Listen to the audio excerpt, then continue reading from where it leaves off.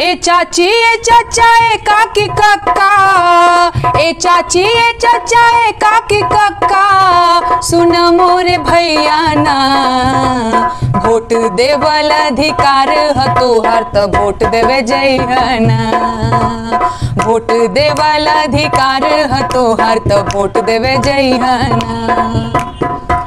और नैकी बहुरिया ए नया कनिया ए भौजी, नैकी बहुरिया ए नया कनिया, तनिको लजइहना, सोच समझ के अकिल लगा के बटन दबइहना, वोट देवल अधिकार ह तोहार त वोट देवे जइहना।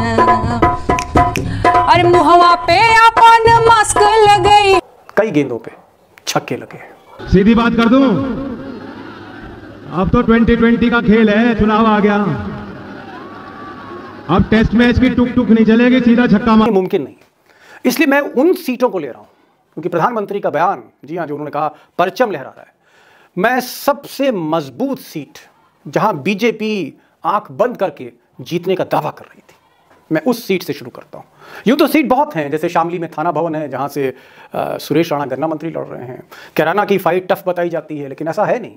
हकीकत यह है कि मृगांका सिंह कैराना में बीजेपी की उम्मीदवार पीछे चल रही हैं। थाना भवन में भगवान मालिक है, सुरेश राणा साहब का गन्ना मंत्री क्या होगा जो अपने क्षेत्र में घुस नहीं पा रहे थे।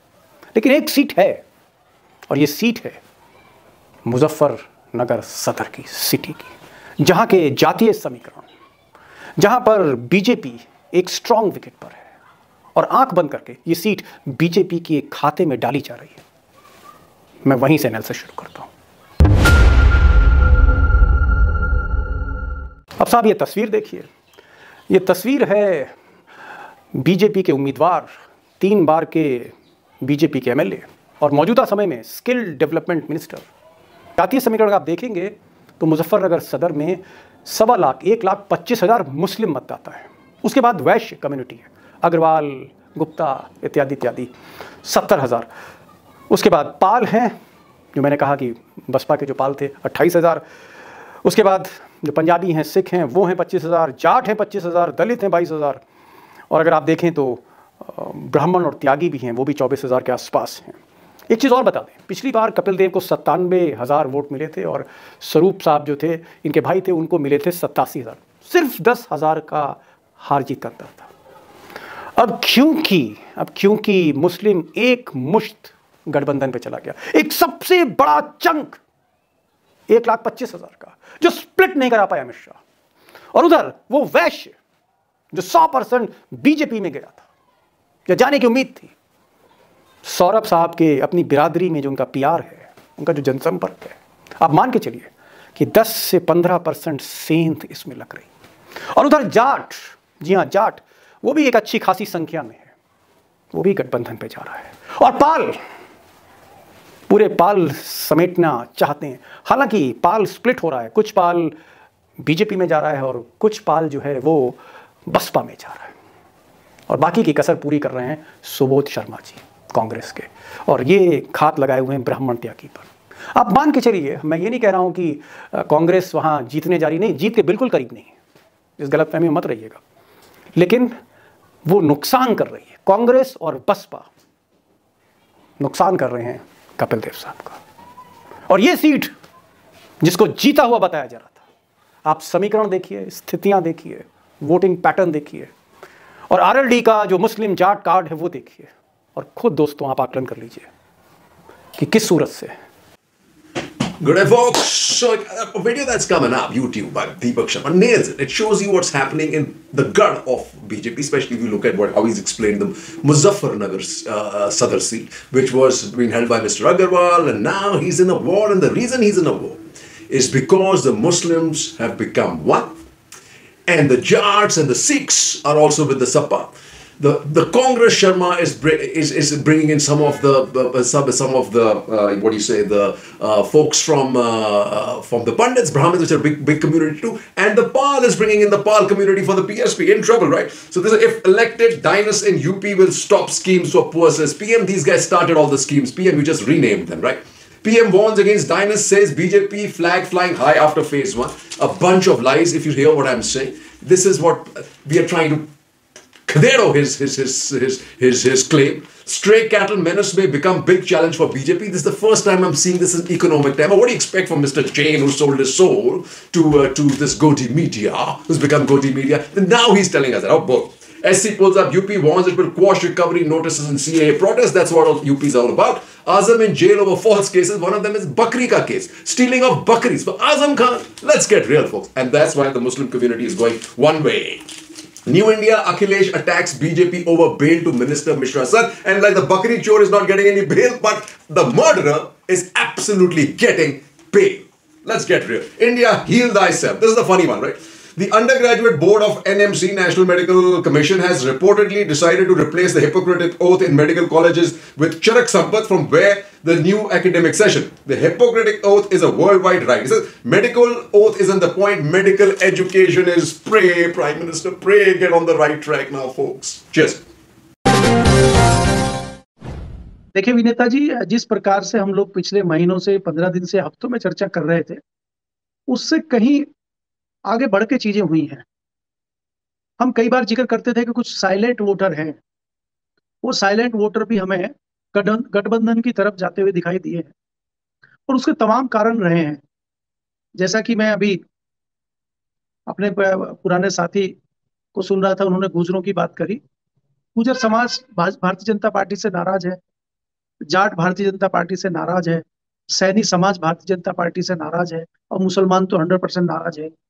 तो जब इतने सारे तबके नाराज हो जाते हैं सत्तारूढ़ पार्टी से, तो उसका जाना मेरे हिसाब से बिल्कुल तय माना जाए। जो चुनाव लड़ रहे हैं, इनका कल मतदान हुआ है और 9 के 9 मंत्री हारेंगे।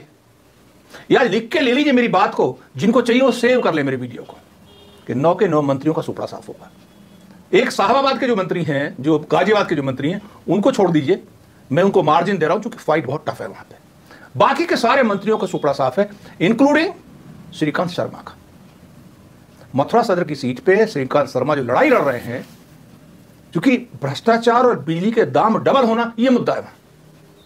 श्रीकांत शर्मा अमित शाह के बहुत नजदीक, उसमें साधना सीट से हैं संगीत सोम, जो पश्चिमी उत्तर प्रदेश की सांप्रदायिकता का बड़ा चेहरा है। और दूसरा सुरेश राणा, जिन पे अखंड भ्रष्टाचार के बड़े बड़े आरोप हैं, वो भी सांप्रदायिकता का चेहरा है। दंगा मुजफ्फरनगर का 2013 का दंगा हुआ, उसके आरोपी हैं।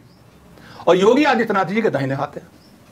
आपको पता हो कि जब योगी आदित्यनाथ जी ने चुनाव प्रचार आरंभ किया था कैराना से, तो उनकी दाहिनी तरफ कौन खड़ा था? सुरेश राणा। और सुरेश राणा थाना भवन सीट से शामली में चुनाव लड़ रहे हैं, उनका हारना निश्चित है। उनके विरुद्ध कौन खड़े हुए हैं? मुख्य सीटों की बात मैं करूंगा। देखिए, गौतम बुद्ध नगर में पंकज सिंह जो राजनाथ सिंह के बेटे हैं, वो भी फाइट में हैं, यद्यपि उनकी एज है, मैं मानता हूं शहरी क्षेत्र का मतदाता है। साहिबाबाद में भी थोड़ी बीजेपी की एज है, तो साहिबाबाद और इसको छोड़ दें आप गौतम बुद्ध नगर की सदर सीट को। इसके अलावा जो अनूप सैन की सीट है, जहां अखिलेश यादव ने थोड़ा बड़ा दिल दिखा के उनको के शर्मा को दे दिया, शरद पवार की जो पार्टी है उनके के शर्मा को, वो कमजोर कैंडिडेट है। वहां भी थोड़ा मुझे लगता है कि इन तीनों सीटों को अगर छोड़ दें भाजपा के लिए, अन्य किसी सीट पे कहीं भी, हाँ एक और सीट है मेरठ कैंट की, वो भी भाजपा। देखिए भाजपा की 4-5 सीट, मैं 4-5 में 8 सीट देता हूं भाजपा को। उसके अलावा बाकी सब सीटें सब पे भाजपा का सुपड़ा साफ है। वहां का कोई समीकरण ऐसा बनता नहीं है जो संगीत सोम के पक्ष में वोट जाए। और जो वोटिंग परसेंटेज हाई हुई है ग्रामीण क्षेत्र में खासतौर से, इसका मतलब है कि संगीत सोम का सफाया। उसी तरह कैराना है। कैराना में क्या है कि जो हुकुम सिंह थे मंत्री, उनकी बेटी मृगांगना सिंह खड़ी हुई है। और मृगांगना सिंह लोकसभा में भी हारी थी, पिछले चुनाव जो हुआ था लोकसभा का, उसमें भी हारी थी वो। उनको फिर मजबूरन खड़ा करना पड़ा, क्योंकि गुज्जरों की वोट लेने के लिए चेहरा दिखाना है गुज्जरों का। लेकिन वहां पे जो जेल के अंदर प्रत्याशी है, मुनव्वर हसन का लड़का नाहिद हसन, वो चुनाव लड़ रहा है। पिछले चुनाव में भी जीता था वो, और इस बार एक तरफा वोटिंग हो रही है। मान के चलिए आप कि नाहिद हसन को हरा कोई नहीं पाएगा। तो ये मान के चलें, पूरे ये फर्स्ट पेज के जो सीटें हुई हैं, इनमें आप देखिए समाजवादी पार्टी का कैडर है, जो राष्ट्रीय लोकदल का कैडर नहीं है। तो समाजवादी पार्टी ने शहर शहर में, गांव गांव में जो बूथ बने हैं आरएलडी के, उनमें मदद की। So the Maharaja is becoming a bigger liar. He's screeching, he's making faces, he's talking about umpires, he's doing all kinds of things, usual stuff. While I am chilling with a beer and telling you as it is.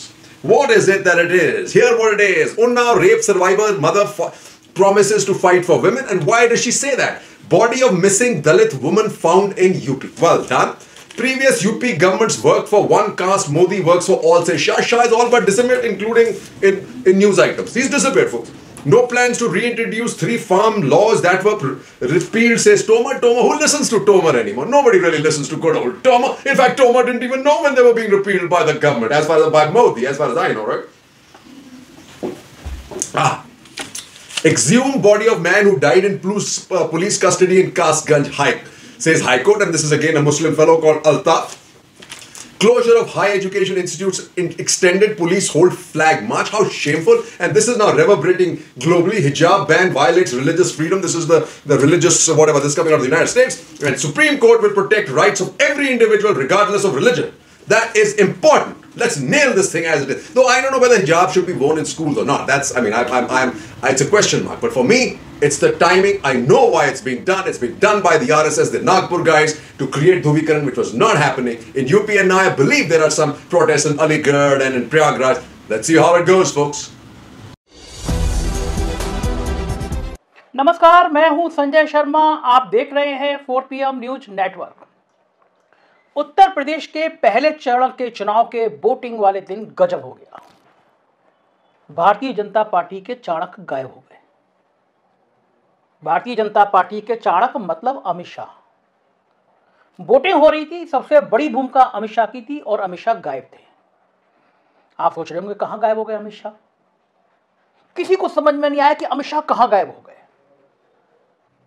बिल्कुल same style किया केराला में। दंगे, हिंदू, मुसलमान, भारत, पाकिस्तान, दाढ़ी, तालिबान, टोपी, छोटा पजामा सारा इस्तेमाल कर दिया। नतीजा, जो मुस्लिम मतदाता थोड़ा बहुत भाजपा के पक्ष में भी था वो सब गोलबंद हो गया। और हालात क्या बने, ये 10 माह उससे ज्यादा तड़का लगा सकते थे।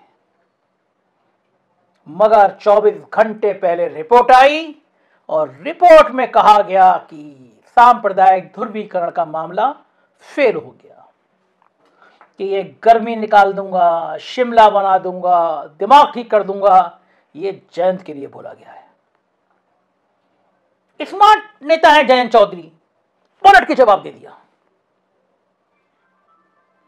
कह दिया हम तो जाट के लड़के हैं, खून तो हमारी गर्मी में है, खून में तो हमारी गर्मी है ही। जाट समुदाय ने कहा कि बाकी सब तो ठीक है, मगर हमारे छोरे जयंत पर लाठी तो ना चलानी चाहिए थी हाथरस कांड में। जयंत था और गुस्सा तो आज निकला और कस के जम के निकला। So folks, hear the video at the end by Sanjay Sharma, and here's how he explains that Chanakya has disappeared because Dhuvikaran didn't work. Chanakya has disappeared, Modi's back as a face, and that's the trick. And Modi is looking extremely depraved and fanatically desperate. The way I see him gesticulating, screeching, that's all I see. So the lies of the government continue to be nailed. Shah just said that, they look after all jatis. We know for a fact that UP is only about the Thakur Jatiwad, as you've seen what's happened to the Dalit, and then they talk about security of women. Besides, now you just saw the body of a Dalit girl has just been discovered. Let's talk about economy. Let's just say what Rahul nails the PM. PM's job is to distract. That's what he's doing. Rahul on Guar remark. Congress indulging in appeasement of politics. Dhami is running like a scared cat because he's in trouble. Economy, Sitaraman. IIP in December dives to lowest in 10 months. Grow up and get up and smell the coffee, Sitaraman. And then you have these idiots. Ruchi Soya is like to launch 4,300 crore FPO in Feb last week. Another creation of this government. And they have the guts to say businesses only developed under them. And you have people like this. What happened to the Tatas, the Wipros, the Birlas? Everything was before your time. Sitaraman and Ray before your time. Modi, baby, before Modi was born, right? Some of these companies are created, right? Class divergence in sentiment may be one of India's economy's biggest problems. And that's exactly what's happening. That there is business expectation index is right up there and future expectation of the consumer is right below. It's only half of what the business is saying. Sitaraman. She doesn't know economics, actually, I'm told, folks. She is. And neither does that other chief economic advisor that they have. What's his name? The guy who wrote this book. I loved his book. But economic sense, dodo. Jai Hind.